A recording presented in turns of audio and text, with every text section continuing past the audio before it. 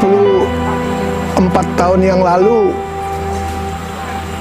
kami mulai membangun sebuah penerbitan buku dengan nama pertama kami beri nama Geraha Ilmu JNJ dengan nama imprint JNJ Learning.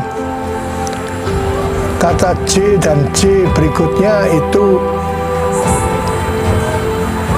saya ambil dari nama saya Yosep dan nama teman saya pemilik Togamas namanya Johan. Berkembangnya waktu Pak Johan menarik diri dan dia mau kembali ke Malang, maksudnya memindahkan usahanya ke Malang. Saya bilang, jangan Pak, sudah saya teruskan aja usaha ini, sehingga nama JNJ-nya saya hapus. Namanya kembali menjadi Geraha Ilmu. Dulunya ada Geraha Ilmu JNJ, tapi akhirnya kami ambil alih, maka J yang satunya nggak pakai, lalu kami membuat Geraha Ilmu saja. Pada waktu menetapkan tema apa yang akan kami terbitkan, itu memang bukan hal yang mudah.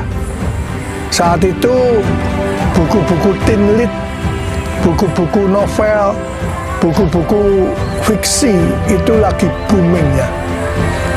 Tapi saya lihat ada kesenjangan di bidang tema-tema akademis.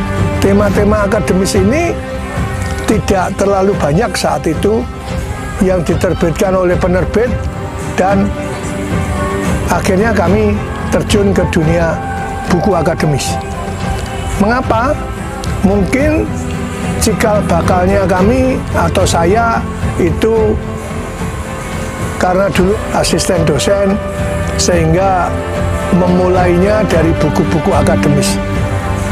Bapak Ibu, memulai satu usaha tidak semudah yang kita bayangkan. Kita punya uang, belum tentu kita bisa memulai. Kita punya pasar, belum tentu kita bisa mulai.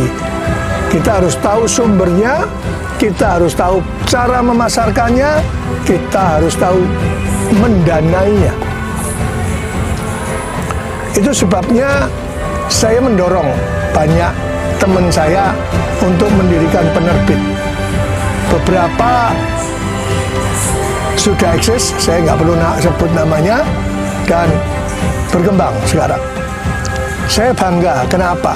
Karena saya bisa menularkan ilmu yang saya miliki, pengetahuan yang saya miliki soal penerbitan buku, dan akhirnya mereka tumbuh. Dan sekarang pun mereka masih dekat dengan saya, banyak berdiskusi tentang dunia penerbitan buku. Bapak Ibu, bagi Bapak Ibu yang tertarik untuk memulai usaha penerbitan buku, dengan senang hati saya bisa ngajarin Bapak Ibu. Teman saya penerbit lain mengatakan, kamu itu bodoh amat, katanya. Kenapa aku dikatakan bodoh? Kamu membesarkan anak macan. Nanti satu saat penerbit yang kamu latih, yang kamu bina, bisa menjadi macan yang bisa menerkam kamu. Saya bilang, saya sudah beberapa kali, dan ketahuilah bahwa pada waktu anak macan itu sudah mulai tumbuh dewasa, usaha kami juga makin besar, sehingga bisa dikatakan kami sudah jadi gajah. Kenapa? Tidak ada ketakutan di tempat saya. Saya tidak punya ketakutan sedikit pun. Mengapa saya seperti itu? Karena saya lihat pasar buku akademis itu tidak pernah mati. Ilmu berkembang terus. Sebuah negara yang memperhatikan dunia pendidikan tidak pernah lepas dari dunia literatur. Itu sebabnya saya tantang Bapak Ibu, jika ingin memiliki penerbitan buku, belajarlah di tempat kami, tidak ada biaya untuk belajar. Saya cuma ingin sampaikan bahwa makin banyak penerbit yang tumbuh di Indonesia, itu kami makin senang. Kenapa? Karena makin banyak orang yang mencintai literatur. Itu sebabnya mari kita bangun dunia literasi di Indonesia dengan berbagai cara kita yang kita mampu dan kita berkenan, kita mau untuk kembangkan.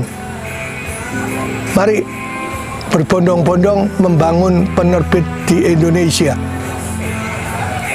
Terima kasih.